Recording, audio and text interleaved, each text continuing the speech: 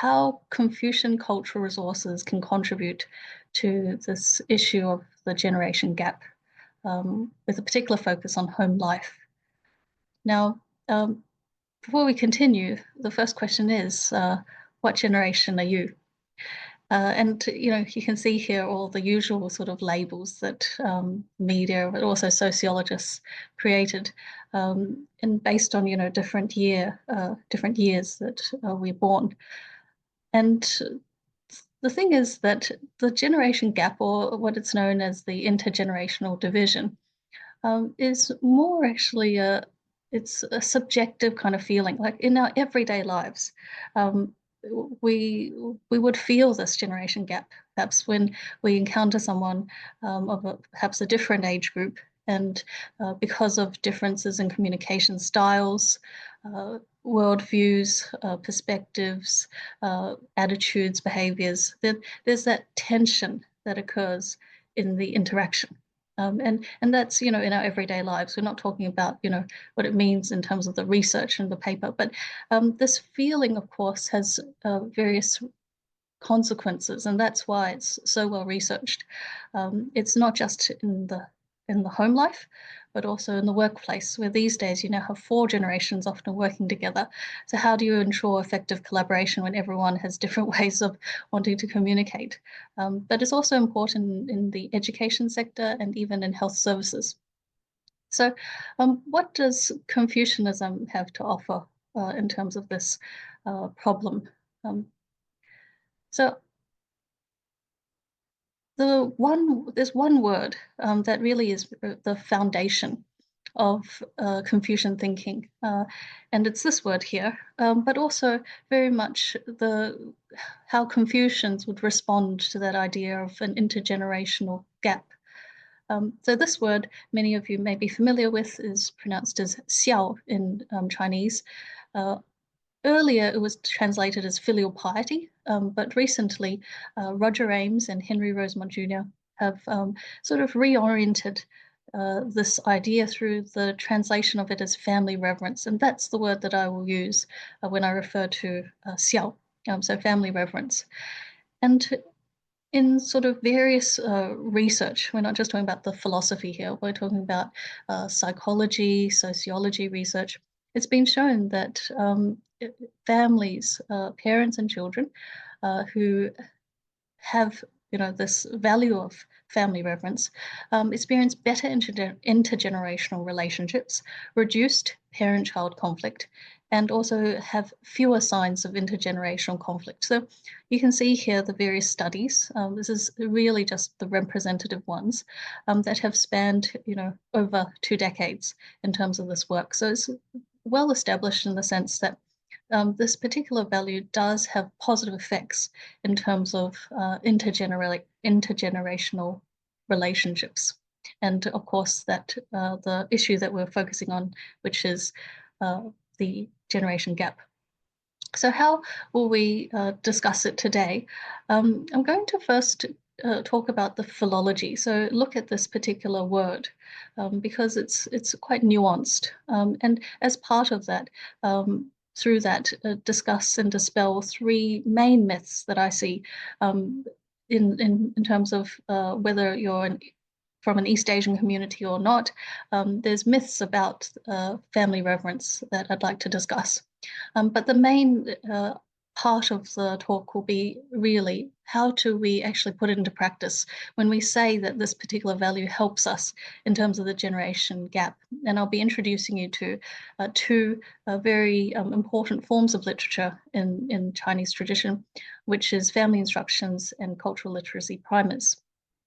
So this particular word is made up of 2 parts, and you can see here there's this diagonal stroke which separates the 2 parts into a top part and a bottom part.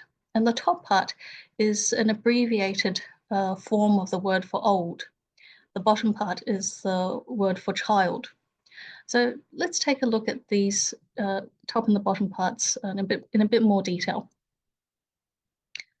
So the word for old, this is how it's written in Chinese today, pronounced as lao.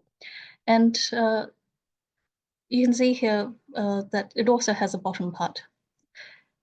it's very interesting when you look back at the ancient form of the word, the seal script that was how it was written 2,000 years ago, because it actually helps you sort of understand how this concept, how it's conceptualized through the symbol. So this word is actually a composite word, and it's made up of several parts. The top part here, these squiggly lines, represents the word for hair. In the middle is the word for person, and then at the bottom, this symbol is the word for transformation. And so put together, this character was meant to depict or put together the concept is that a person's hair turning gray. And that is, in the Chinese setting, this objective, sense of old or aging, so to speak. So this was how the word for old is made up. And you can see that we just take the top part here in the word for family reverence. If we look at the bottom, the word for child, it's meant to look like this child down here, but clearly doesn't bear any resemblance when we look at the modern script. If we look at the ancient seal script form, it's more pictographic. It was meant to represent this child. The round circle at the top is the head of the child. So whether you're looking at a neonate or an infant, often the head is sort of disproportionate to the rest of the body, disproportionately large. And then the arms left out, hanging to wiggle around, and the bottom, you can't see the legs. The legs are not drawn because often children are swaddled, so they're sort of wrapped up, and then the arms are left out because children can be quite active. So that was how it was depicted. And it's interesting when you think about it because it doesn't matter where you are in the world, we'll often see this swaddled infant. So it's quite, it really depicts that idea or the original meaning. So this is the child, and that forms the bottom of this word for family reverence. Now, when we put this together, then what it is the older generation and the younger generation coming together. And it's this older generation is not just the parent and the child, but it could be, all the elders, and not simply here and now, but the past, the present, and the future, all coming together in this one character. So in this character, then, you can see that actually there's no gap. There shouldn't be a gap between the generations, whether you're looking at it from the angle of the older generation or the younger generation. So this is, if with the practice of family reverence, that should overcome this generation gap. But before we continue looking at how it's practiced, I want to, because it's so foundational, this idea, and I'm sure many of you have already heard of it, I'd like to dispel some misconceptions. So the first of these misconceptions is that it's simply the role of a child.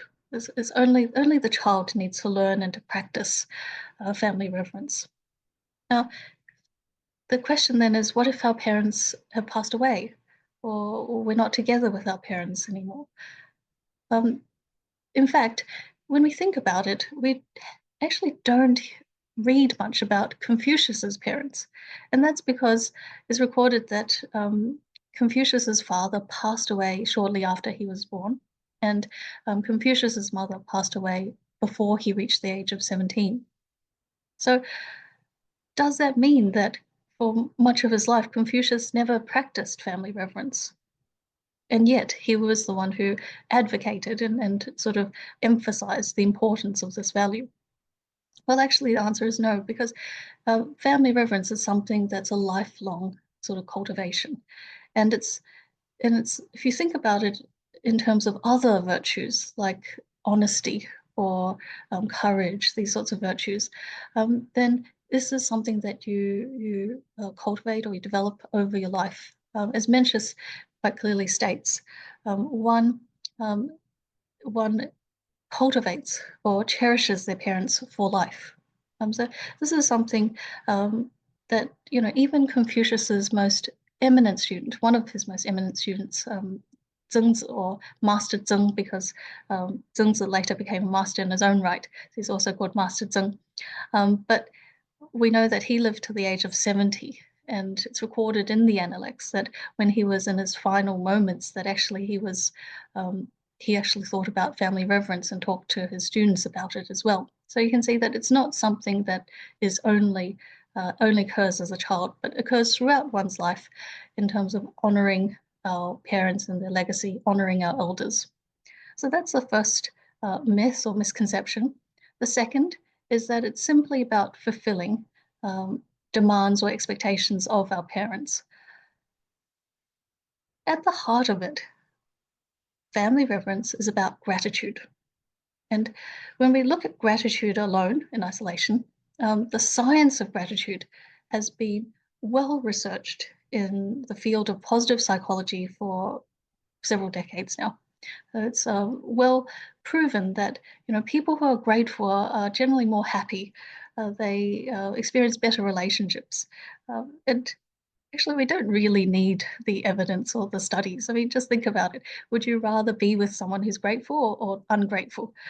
So we don't need the studies to realize that gratitude is important in our lives. But if it's so important, then really, shouldn't we be cultivating or developing this virtue or trait early in life? And actually, that's what the ancient Chinese did in terms of trying to teach the children about family reverence, which is about gratitude for the sacrifices, the support, and the care of their of parents and elders. That idea of being mindful of the care and support such that we live our lives in a way that doesn't cause them more stress and gives them peace of mind.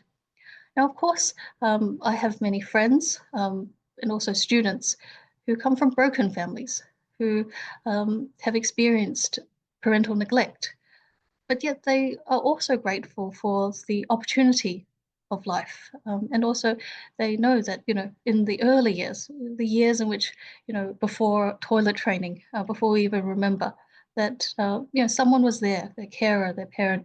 Otherwise, they wouldn't be here today. So that gratitude is really at the heart of family reverence.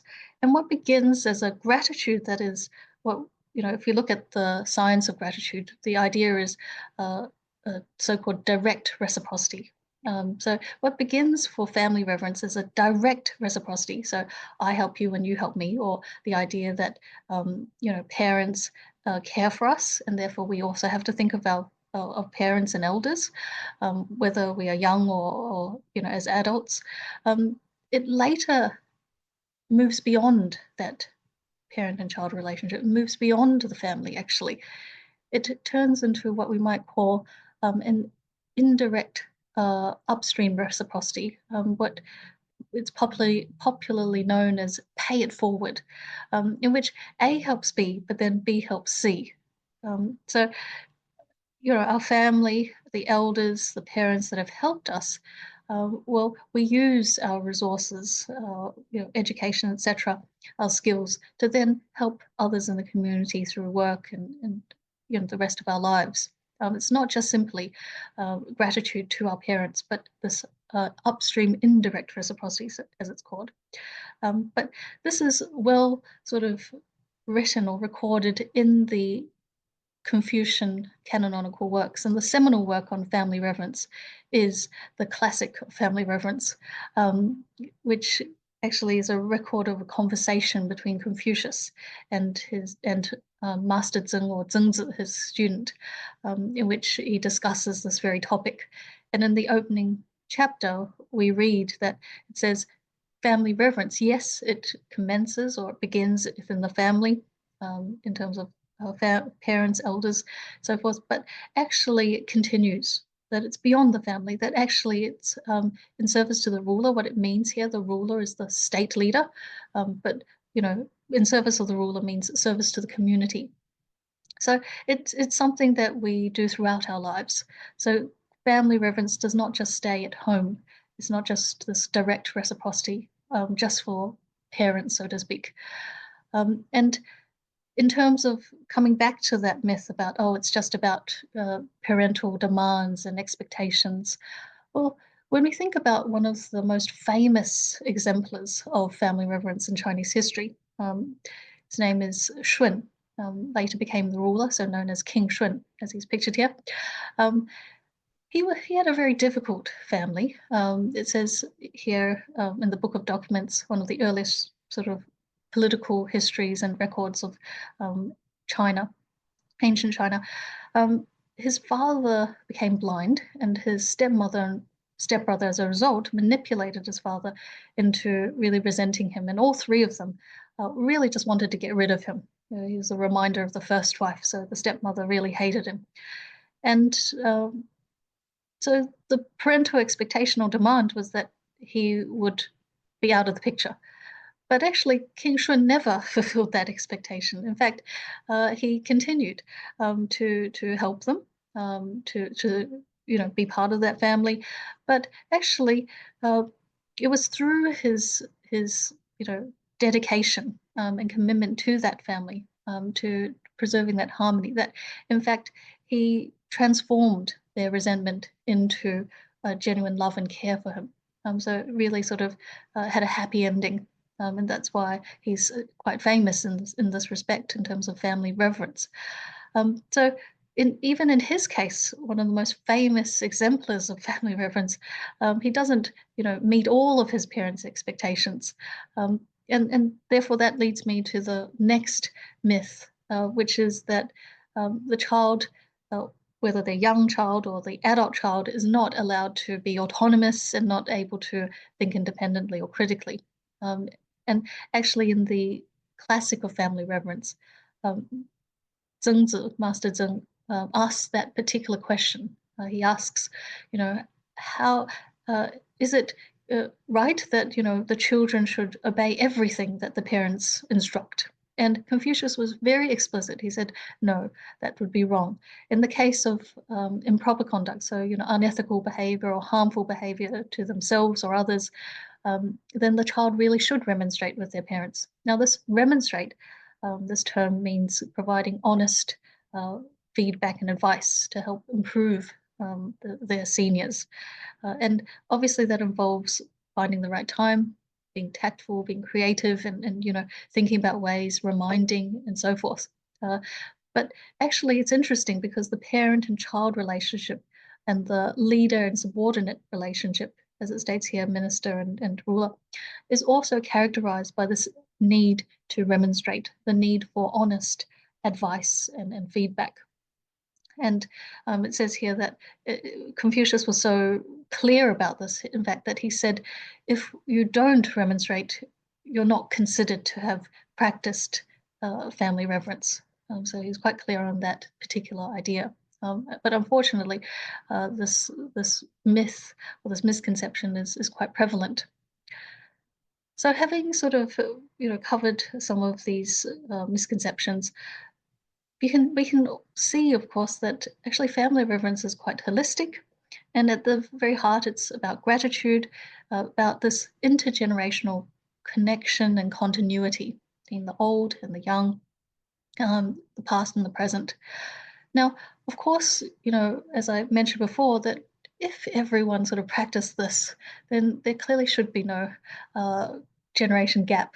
But of course, we can't expect others, or we cannot expect, younger generations to naturally know what to do. This is not very, it's not taught in schools these days, or not in many schools.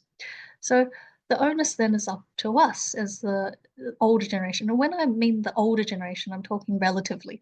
So, in terms of the alphas, generation alpha, then generation Y would be the senior or the older generation and so forth. So I'm not just talking about people who are older than 70, for example. It's not a particular age, it's relative to the generations. So the seniors or the older generations, it's our responsibility. But how does that work? It's not about being filial or reverent to the younger generation. So here's the older generation, and it doesn't mean that they have to, be reverent to the younger generation. But actually, by practicing family reverence, it's actually connecting and continuing the legacy and the work of their own elders, their own parents. And so I put this picture here because when we look at this word, as I mentioned, it's two parts, right? But actually, above the the older generations continue, endlessly, infinitely. So it's not just two; it's actually even more than that. And really, each of us forms a bridge, and a link to the past, between the past and the present, and ultimately the future. So we are a link to the past experiences, wisdom, values, perspectives that are so important, and really provide powerful tools for the ever-changing society that we live in today. So that's how we can, as the older generation or the seniors, being providing that bridge, so becoming that bridge between generations. And of course, that involves stretching ourselves emotionally, creatively, developing ourselves. But that comes back down to the Confucian vision of a moral life. It comes back to the Confucian role ethics. In an interaction, when we sort of perceive ourselves to be part of that older generation. So in this case, it's the parent role, but technically speaking, it's not just the parent. It could be anyone, the auntie, uncle, the grandparent. So anyone in the older generation compared to the younger generation here, with the label of child. But actually, once we take on that role, we enact that role by reaching out, by connecting. Actually, we are already developing ourselves socially, emotionally, and morally. And this is the Confucian vision of developing ourselves, to fully developing ourselves as human beings. And ultimately, the various stages of being an exemplary person, a sage, and so forth. So this is how it's ingenious in a way, because the moment that you connect is actually the moment that you actually benefit yourself. And but obviously that your mindset is on thinking about the best interests of the younger generation. Um, Now, I know that when we read the literature on the generation gap, there's a lot that's already been said about, how to communicate, open listening, thinking about using different technologies, learning, asking questions, those sorts of things. And I think that's already been well said, and intuitively we know that this is something that we have to, if we wanted to reach out, if we wanted to connect. But I want to focus on what it is that we, when we have that interaction, what it is that we should be sharing in these interactions, and how can we sort of have, you know, ensure enriching kind of interaction, such that we are helping and passing on and providing that link to the past. And I want to introduce you to two very important forms of literature in the Chinese tradition. The first is family instructions. As the name suggests, it was often compiled by an elder, and with the express intent to benefit younger generations. So it could be any form: letters, poems, collections of works, etc. But the intent was always to help the younger generation in the family. So um, we can learn from and think about how these ancient scholars actually expressed themselves, and also what it is that they said. And the second form of literature is the cultural literacy primers. And these were what we might call the early readers that children in pre-modern China would often have to read. But it wasn't just the personal opinion of the author or compiler, but actually it was something that they sort of summarized classical works in an accessible way for young people. So that is also really interesting. And I want to hone in on collections of proverbs. So the first family instructions text that I will introduce you to is called the Family Instructions for the Yan clan. It's quite famous. It's the earliest extant form of this type of genre. It was written by Yan Zhitui, a statesman who lived a very colorful life through a very, one of the most chaotic times in Chinese history. He himself actually served four different governments, and survived through these tough times in poverty and so forth. So he wrote this particular text was comprised of 20 chapters, various topics from, philosophy, religion, but also generally manners and things like that, that he thought his children would benefit his children. So I'm going to read you excerpts from the preface and also from within the book, so you get a flavor of the text and what he offered. So it begins by saying, of course, there's so many books out there already. And we're talking here about, 6th century China, abundant books with all these wonderful principles. And, closer to his time, there were many scholars. This is what he means by master's work, scholars who seem to be repeating the same thing. They're really just stating the facts. This wonderful analogy of constructing is almost like constructing another roof underneath a roof or putting a bed above another bed. It's really tautologous, isn't it? So why bother?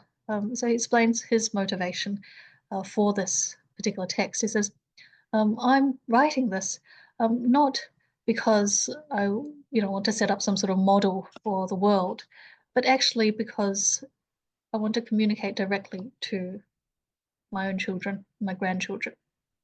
And it's that personal touch. So these days we think, oh gosh, there's so much information out there. There's, they're always on their mobiles or there's so much on the internet. And now, of course, there's AI. You can ask AI questions as well.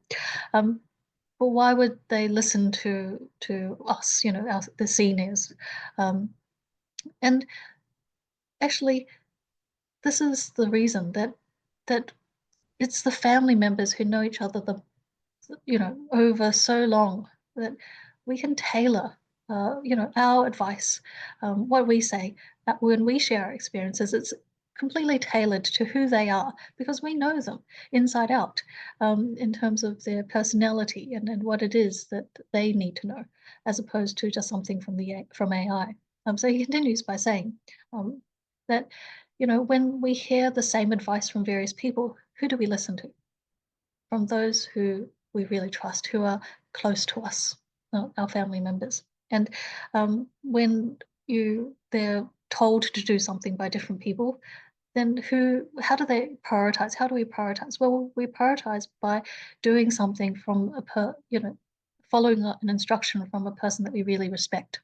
It's the same thing that he's coming back to the idea of the importance of that personal touch. So continuing in this line of thought, he says, if a child is mischievous, well, the teacher or the school counselor is not going to be as effective as their own, the words from their maidservant, and this was like their carer. If two people get into a fight, well, the way of Yao and Shun, so Shun is the King Shun we mentioned before, Yao is his predecessor, these legendary sort of sage leaders. Well, their recorded words and deeds, yes, they're sages, but they're not going to be as persuasive as one's own partner, right? So he's saying that very humbly, he's saying, I hope that this book of mine will do better with you than the words of a maid servant or of a wife. So, I'm your father. So these are some of my experiences. So what experiences does he particularly mention? Well, he mentions that when he was a young boy, he also received words of advice from his own parents. And this is that idea of continuity and connection that we saw in that word, that, what his parents told him, he had a responsibility to really pass it on and make sure that, obviously it was transmitted orally, so it hadn't been written down at that stage. So he wanted to write it down so that, his own children, his grandchildren would continue, so that it could be handed down. And when he was young, he had elder brothers. He would pay respects to his parents. This morning and evening routine is in the morning, sort of asking parents, how well they rested at night, in caring for them, and in the evening, asking if they're settled. Is there anything else that they're worried about before they go to bed? So he would do that, and in the presence of his parents, he would, try to be respectful, as if in front of a prince. So, and how did his parents respond? With encouraging words, asking about his interests, and then also particularly these instructions were in relation to overcoming his faults or weaknesses and trying to develop his strengths. So this is very sort of things that his parents were concerned about, and thinking of his best interests. Now he's saying this because actually his children never met their grandparents. We read in the next paragraph that as soon as he turned 9, unfortunately, he lost his parents. And as a result, the whole family were, had to be pulled apart. Why was that was the case is often because they'd have to find employment outside of their home state or hometown, which meant that they'd have to travel further. So that's why the family members were scattered. And he was ultimately brought up by his brothers, but as a result, there were tough times. And this is what he's bringing in terms of the family instructions. He's not just talking about and sharing principles in book learning, but actually what he's learned in the university of life. These 20 chapters are really his own experiences mixed with the ideas of these ancients and the so-called words of Yao and Shun and Confucius and so on. But it's his own idea, his own personal stories as well, so that his sons also learn the lessons from his life and his parents' life and so forth. So when we look at inside to the text, there's a very interesting chapter about saving trouble, don't get into trouble. And he quotes from one of the princes. It says, those who help with cooking get a bite, but those who help with fighting get a wound. So in both cases, you're helping, but there are very different consequences. And so he says, try to, help if someone's doing good, but stay away if someone's not. If anything causes harm, don't get involved. Which of course, is things that any young person would common sense for them. And then in one of the most famous chapters in the text, it's called Encouraging Learning or Study. He says that it gives, tries to, I guess, instill a resilience in the younger generation that you cannot always depend on others, whether it's your father or your older brother, but you have to be independent, support yourself, and you have to rely on yourself. And he includes this well-known proverb that says, accumulating many funds is not as good as having one minor skill. So again, this words of wisdom, not his own words, but words that have been handed down through generation and generation. So the interesting thing about these ideas is, you might say, well, these are common sort of experiences. Interesting. I remember that, when I was in Australia, when I was in my former medical career, when I was doing volunteer work for one of the leading sort of mental health organizations. And this was an organization that would provide mental health support and services for the youth through internet services.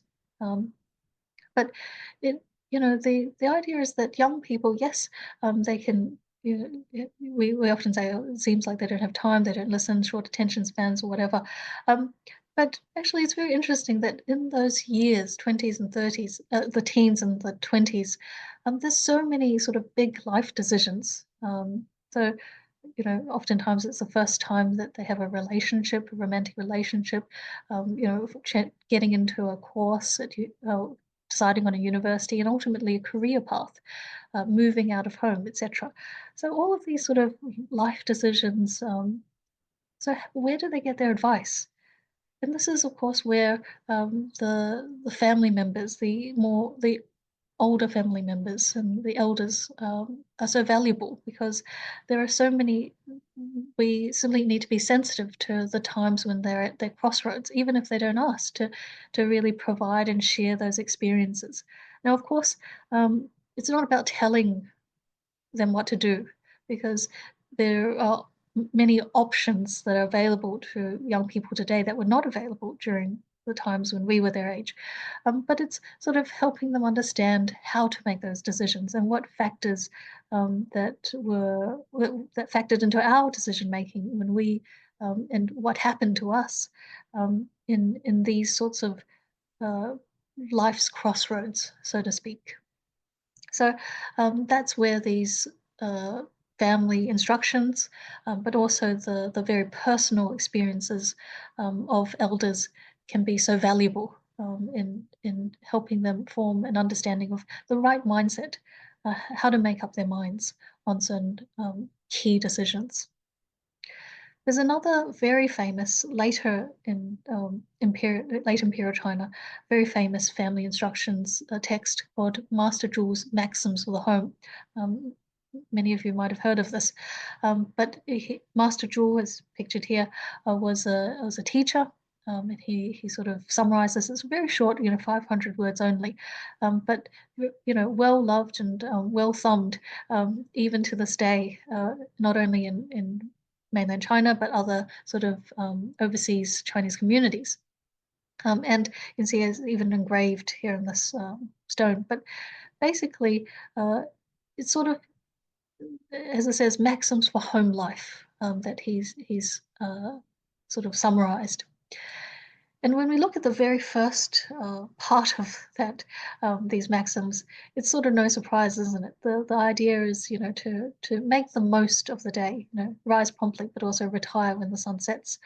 Don't stay up too late, and then keeping clean. So making the most of one's time and space during the day. And you might say these are all just platitudes, right? It's something that we say all the time, but who really listens or does it? But it's really surprising, in fact, when you look at some of the most popular self-help books on the market today. And I've just included three here, and you can tell immediately from the title, if you haven't already read it, that these are sort of trying to get back to the basics in life, so-called atomic habits, sort of things that the small habits that in our lifestyle that ultimately change, the bigger picture, so the so-called remarkable results. And then you have, Marie Kondo, her whole enterprise is on tidying, decluttering.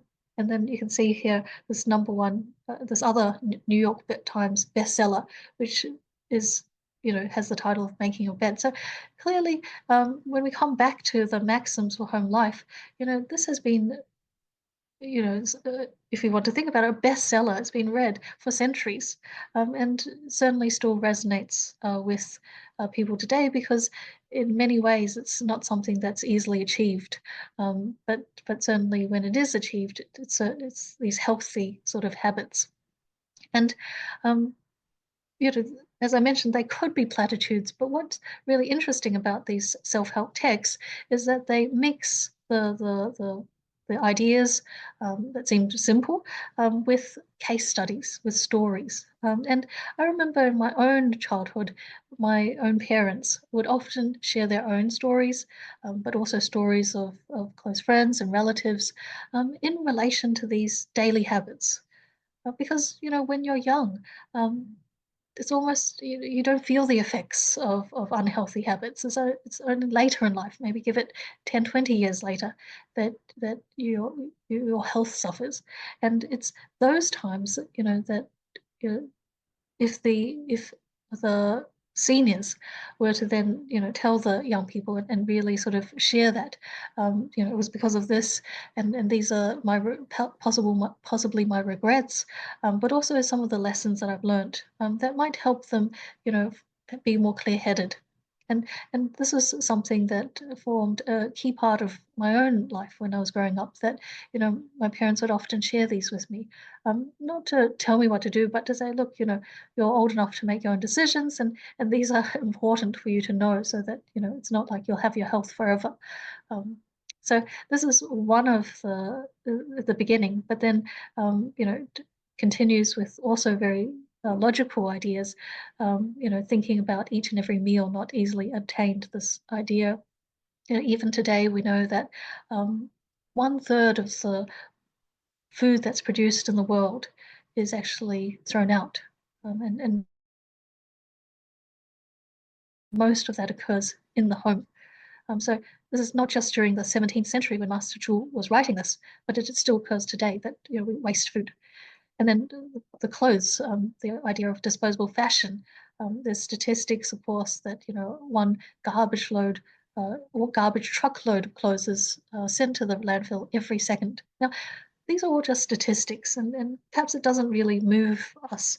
But if we combine that with our own experiences of, encountering financial crisis or the global financial crisis when, inflation rates were skyrocketed, and what that meant, and why it's so important to waste not and want not, that kind of mentality. So these, you know, we're not saying that young children, if they don't understand Chinese, they should read these translations. But the idea is that what were the ancient sort of scholars handing down, and what is it that we can also learn from these ideas and be inspired by them, such that we can also share them with the younger generation for their benefit. Then it turns to more ideas on human relations, relationships that, being careful not to believe everything, but to think it over rather than jumping to conclusions. And then when in a dispute, try to reflect, on yourself and is it my own fault? So the idea is to think it over. So the underlying denominator is to stay calm, think it over, and don't jump to conclusions in the later section of the maxims. And then this one is the idea that, if we've done something good, try not to think about it, but never forget the things that others have done for us. And if we live our lives in that way, that is this gratitude, isn't it? Never forgetting the favors received. So this is the maxims and this genre of family instructions. But I put this here because actually it's not just in the Chinese tradition. One of Kelly's doctorate students is actually researching family instructions in late imperial China from the Zheng family, and she's uncovered this international sort of world literature on family instructions, and Benjamin Franklin needs no introduction here, but in fact he wrote this letter to his son as part of his autobiography, and in it he includes this self-help system that he created, that he ascribed most of his successes in life to this system, and it's been called the art of virtue. So he calls it the art of virtue, and it's this chart here. So you'll notice that in this chart there's a horizontal axis and a vertical axis, right? The horizontal axis has 7 days of the week from Sunday to Saturday, and then the 13 letters here are actually 13 virtues. So temperance is, as he defines it, eat not to dullness and drink not to elevation. And what he did was that every day he would evaluate himself, reflect on himself, and if there was a time where he felt that he didn't accord with this virtue or this trait, then he put a cross in that box. So the aim was to have an empty box at the end of his hard work, which, and so, as you can see, actually temperance he was quite good at, but the silence, it's not to not say anything. For him, silence was to only say words of benefit. So and not to waste other people's time. So the idea is that he felt that on Sunday, Monday, he didn't do this. So that's very interesting that he included this in his family instructions to his own son. So certainly, family instructions are part of this intergenerational continuity and connection. So the next sort of form of text that I'll turn to very quickly, because I can see the time, is the primers, the cultural literacy primers. I mentioned that these are sort of early readers for children, but I want to focus on proverbs really. And I share this because, again, in my own personal experience, but also as you can see, generations of Chinese through the scholars have grown up on this, is the sharing of proverbs. And my own personal experience is, my father sharing with us a book of Chinese proverbs. It was an illustrated book of Chinese proverbs, and so Kelly and I would be admiring the pictures, and then he would sort of explain the sentences at the bottom and sort of explain it in a way that we made it relevant for us. So much so that, you know, as a school kid, we would be able to use it immediately in our own life. So there's the power of proverbial wisdom. So I'm going to share a few of these with you.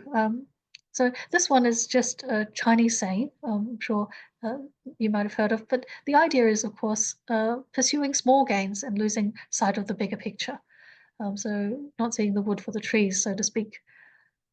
Um, Actually, Kelly and I have translated a source book of primers, and one of them was the Extended Wise Sayings. This book is in press at the moment. It will be an open access publication, so when it comes out, it'll be free to download. So we really enjoyed translating these proverbs because, you know, memories of childhood also came back to us, but also how amazing and pithy they were, I guess. So I want to share a few of these with you from this text, Extended Wise Sayings. Um, this this particular saying, the emphasis is really on the first line. The first line is that effort that you have to put in. It's like climbing a mountain. You know, you get to a point where you're tired. How much more do we have to go to get to the top, right? And the more effort you put in, the more you get out, the further you'll see. So the idea here is if you put in the effort, you will be rewarded. So it's that idea of constantly of working hard, making sure that you do so to achieve that foresight, to achieve that vision. So this is what this proverb is about. There's proverbs generally about social relations. This is the idea, of course, of that mutual respect. You know, when you meet someone for the first time, you want to be very careful, very respectful.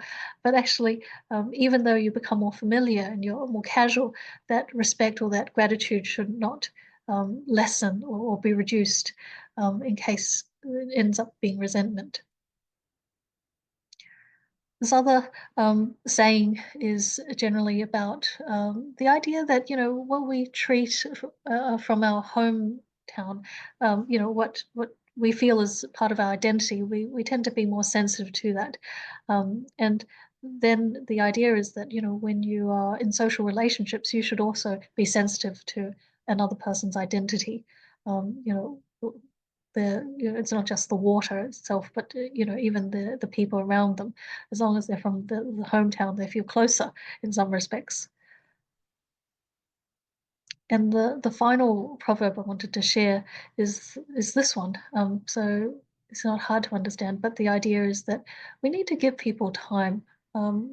So of course people say, you know, first impressions count, but really, if you give people that time, then it actually is what's needed so that you fully understand that person. So the horse is really just a metaphor. And so, in the Confucian tradition, the idea is that, you know, and this comes from the biography of Wei from the history of the former Han, but he was a chancellor of the in the first century BCE. But you know, not only was he erudite, but actually his children also became very eminent. One of his sons became the chancellor, another son became a senior minister. And so the townspeople, people from his home state, had this quote about their family that, you know, people may think about accumulating money and property for their children, but people like Wei would be thinking about teaching them this one classic, this idea of handing down this continuity, this connection, this learning that will, you know, give the younger generation limitless potential.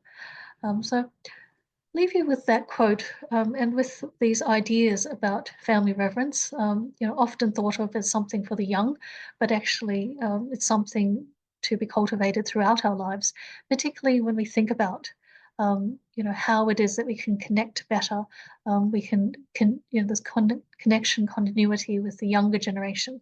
And I've sort of provided some literature here on the family instructions. With the first one I shared with you, it's actually been the family instructions for the Yan clan. It was recently retranslated by Harvard professor Tian Xiaofei. So it was published 2021. That was the cover I had on the slide. And if anyone's interested, we'll put the link to her work on the chat, because it's an open access publication, so you can download it for free. And it's a bilingual translation, so you can read the Chinese and the English at the same time. So it's certainly something that you can have up your sleeve and read more on if you're interested. But I'll leave that here because of the time. But look forward to if you have any questions or any comments. Thank you. Yep. Thank you, Catherine. Thanks We've so got a much, couple. Catherine. Yeah, go ahead, Kelly. Yeah. We've put the link to the family instructions for the Yan clan on the chat box. So that's a book that Catherine just mentioned just now. Walter has put something in the chat. I don't know if you can see it. If you can't see it, I'll read it out to you, Catherine.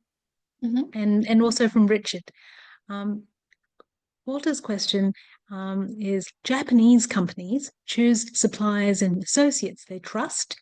They expect reciprocity and friendship. Our Westerners view that we are friends only when it benefits us. And the question is, what is it? How do the Chinese companies, their approach or their view on things?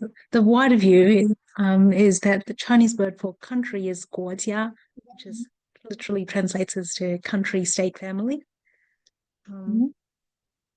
That's the first question. Yes. And the second question is from Richard is, shouldn't older people also listen to and learn from younger people, especially in intergenerational relationships? Yes, thank you for the questions. I do know, have heard about this sort of Japanese companies, and of course, as you mentioned, this Westerners view. Very interestingly, there's been a book that's recently published by Jing Li, and she talks about the views of the self from the East Asia and the West. So how we view the self in different perspectives. Of course, these are, they're not generalizations, but certainly when we look at cross-cultural comparisons, there will be sort of shades of gray. So it's not one or the other, isn't it? So when I see your question, it does remind me of a book, which is, what the Japanese and the Chinese have would be considered Confucian heritage cultures. And of course, that, relational aspect of the self, the idea that, the virtues, as you mentioned, trust, reciprocity, friendship, having that friendship over time is very important. Would sort of encapsulates that idea of the East Asian self, or views of the self, and that that connection that they would have.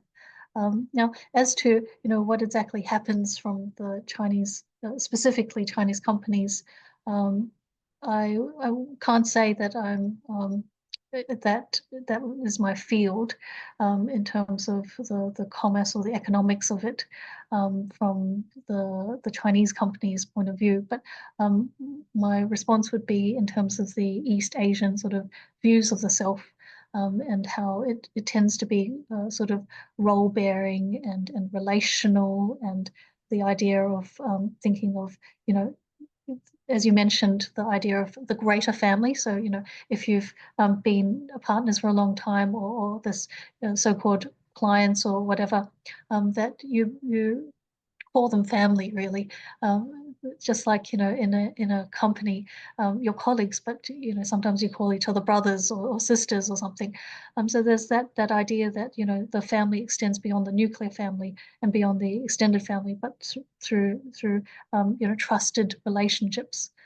So I would only be able to answer from that perspective, given that sort of commerce and that sort of aspect is not really my field of specialty. But I hope that has provided some help in terms of your question. Thank you. I don't know if Kelly wanted to supplement or. I'm conscious that there's only 3 minutes left. Maybe you can finish Richard's question as well, so we don't miss out anything. Okay. I completely agree with that statement, that it is all of the relationships.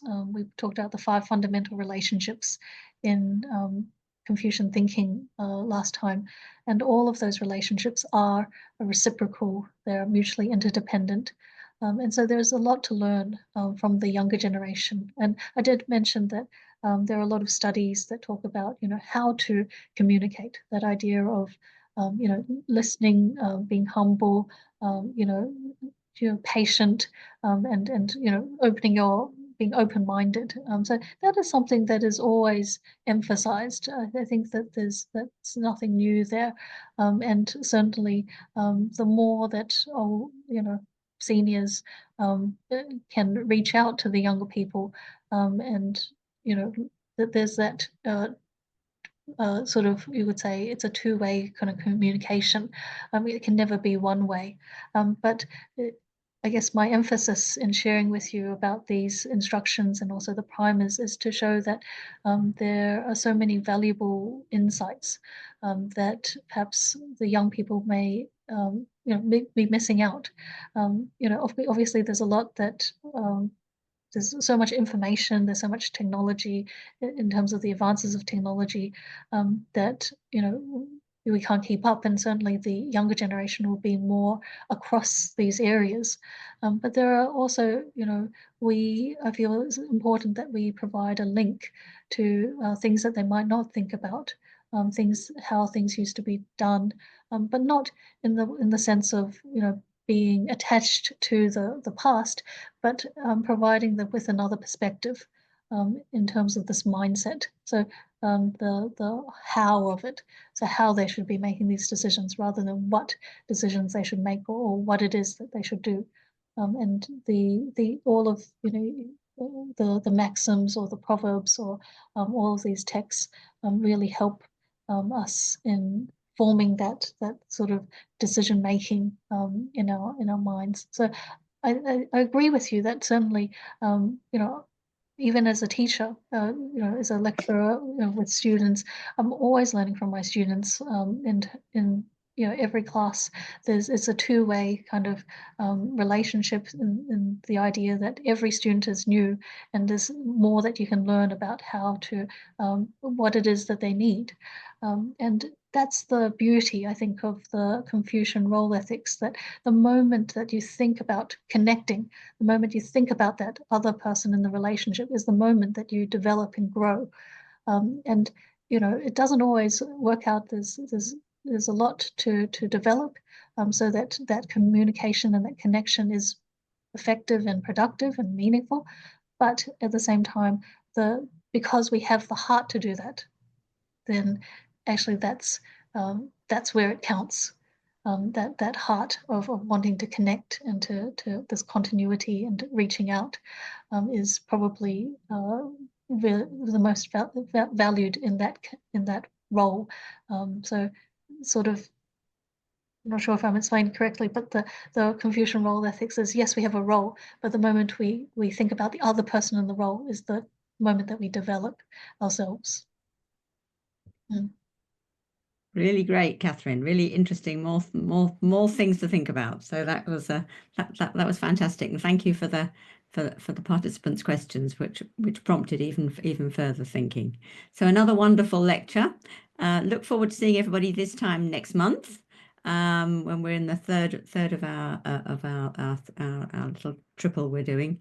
But the program will continue monthly right through till Christmas. So do stay with us. Do tell your friends about it. We have a lot more people that sign up than actually turn up, and that's something we need to think about. But it was a fabulous second lecture. So I hope people have seen the links and do click down now if you want anything. So I'll leave the thing open for a fraction more time. We have, is it Emma has raised her hand? Yes, I So that- want to answer the yeah, no, not answering, but I think the problem that some people don't show up is because of the